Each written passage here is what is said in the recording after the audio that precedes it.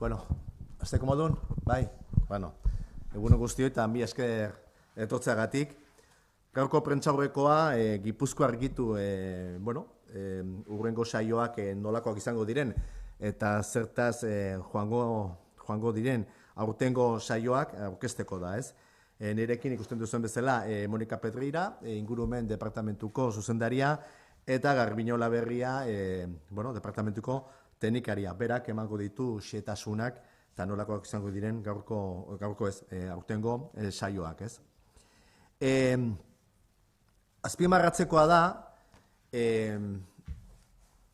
Gipuzkoa argitu gure gizartearekin egiten den elkarlana dela, eta bereziki Gipuzkoako udalekin eta Gipuzkoako biztanlearekin, ez?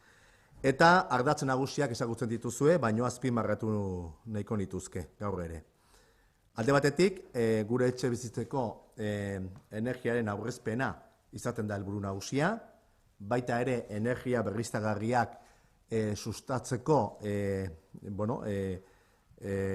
ahalmena nolabait bideratzea, eta baita ere pobrezia energetikoari aurre egiteko politikak bultzatzea.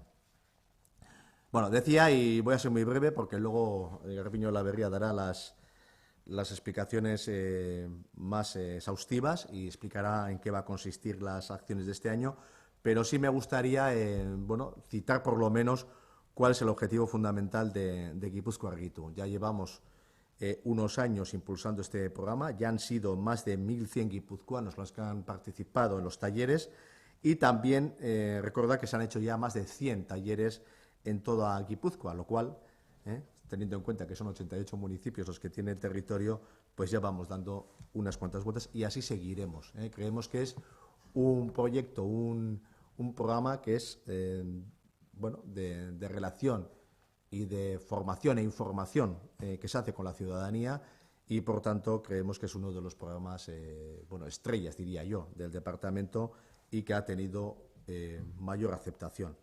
Recordar que estamos hablando de ahorro energético, que estamos hablando de impulso de las energías renovables, que estamos hablando de luchar contra la pobreza energética y esto se hace evidentemente con la ciudadanía y en colaboración fundamental con los ayuntamientos del territorio.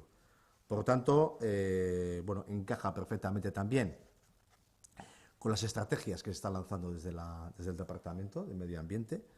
Cuando hablamos de estrategias de lucha contra el cambio climático y de Gipuzkoa Clima 2050, esta es una de las metas fundamentales, ni más ni menos que la meta 1, y por tanto, qué mejor que hacerlo con aquellas administraciones que están más cerca de la ciudadanía y, por supuesto, con los propios ciudadanos y de forma abierta y la experiencia nos avala de que tiene una aceptación magnífica, ¿no? Y, por tanto, besterik gabe, Garbiñe, ematen badiguzu xehetasunak, mila esker.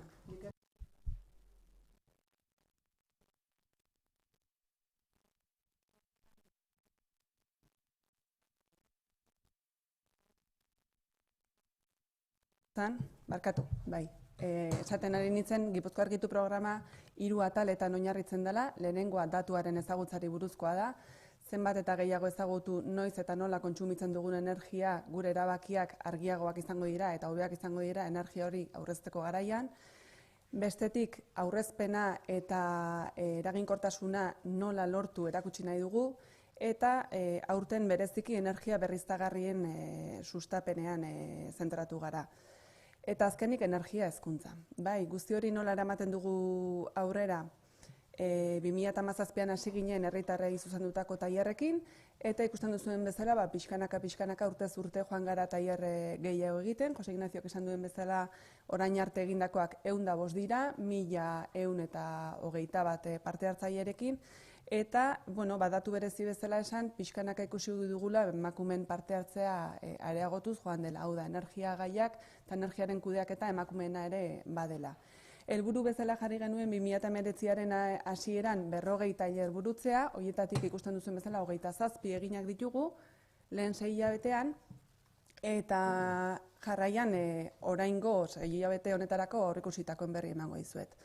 Datuari buruzko tailerrekin jarraitzen dugu, 2017an hasi ginen tailer hauekin, baina guretzako oso garrantzitsuak dira, oinarria delako, lehen esan dudan bezala, datua ezagutzea, gero aurrezteko eta eraginkorrak izateko, eta horietako 8 egingo ditugu abendua bitartean.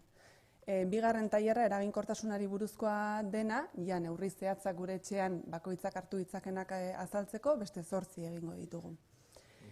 Hirugarren tailerra birgaitze energetikoei buruzkoa dena, hau da gure etxean obra bat egin behar dugunean, erreforma bat egin behar dugunean, energia gaiak nola landu, hau lehen 6 hilabetean egin genituen 12 tailer, 105 pertsonek parte hartu zuten, eta 6 hilabete honetan hauetakorik ez dugu egingo, hain zuzen ere, energia berriztagarriei buruzko tailerra delako bultzatu nahi duguna, eta espreski eta bereziki promozionatuko duguna jendeak parte hartu dezan. Horrelako 20 tailer ditugu programatuta. Zergatik? Bueno, energia berriztagarriak gure etxean posible da, orain arte ere posible izan da, hainbat energia berriztagarri gure etxean izatea, guzti horien berri emango da tailerretan, eta baita ere kontuan izan behar da, azken hilabeteetan lege aldaketa batzuk egon direla, energia berriztagarri batzuei zuzenki eragin dienak, eta aztertuko dugu, hoien ondoren gure etxeetan nola instalatu ditzakegun eta nola erabili energia berriztagarriak. Bai blokeetan, bai banakako etxeetan, eta alde neurrian baita lokal komertzialetan ere. Adibide realak eta praktikoak erabiliko dira. Recordar, como decía antes José Ignacio, que todos estos talleres y todas nuestras actuaciones siempre se coordinan con los ayuntamientos porque son los municipios los que nos dan un poco el escenario para poder celebrar los talleres. Y aparte de los talleres, recordar siempre que tenemos otros recursos que vía web ponemos a disposición de la ciudadanía para que en cualquier momento quien no pueda acudir al taller o una vez que haya acudido al taller tiene alguna duda, pues tiene a disposición tutoriales, sobre todo para el tema del dato, y también la guía de ahorro y eficiencia energética, que la tenemos aquí, también la tenemos vía web, tanto en euskera como en castellano, ya con recomendaciones concretas para los hogares. Ya pasando a los talleres de colectivos específicos, porque aparte de la ciudadanía en general, empresa pequeña, comercio pequeño, también nos dirigimos específicamente a otros colectivos, tenemos en este semestre el dirigido a los alojamientos turísticos de Guipúzcoa, que participaron anteriormente en el estudio de turismo sostenible de Guipúzcoa. Prevemos un máximo de 4 talleres dirigidos específicamente a estos alojamientos. Ya tenemos fijado el primero, que sería el 7 de noviembre, con 16 participantes confirmados. Y por último, nos dirigimos también al sector educativo y, en concreto a los estudiantes del ciclo de grado medio de atención a personas en situación de dependencia. Es un ciclo con clara vocación social. Pero pues desde nuestro trabajo en directa con las comarcas y con los ayuntamientos sí que hemos percibido la necesidad de trabajar con lo social, porque son los que llegan a muchos domicilios. En concreto, las personas que están estudiando este grado en un futuro muy cercano van a estar en instituciones, en teleayuda, pero también en domicilios, y aparte de los cuidados dirigidos a la persona que los necesita, también se van a ocupar de la gestión del hogar y, entre otras cosas, la gestión de la energía. En el primer semestre tuvimos 2 talleres en el EASO Politécnico que fueron exitosos, y visto un poco que el funcionamiento era adecuado, nos dirigimos ahora ya a los restantes 5 centros que en Guipúzcoa imparten este ciclo. Finalizar con estos mapas que representan cómo Gipuzkoa Argitu se ha ido extendiendo por los diferentes municipios y las diferentes comarcas.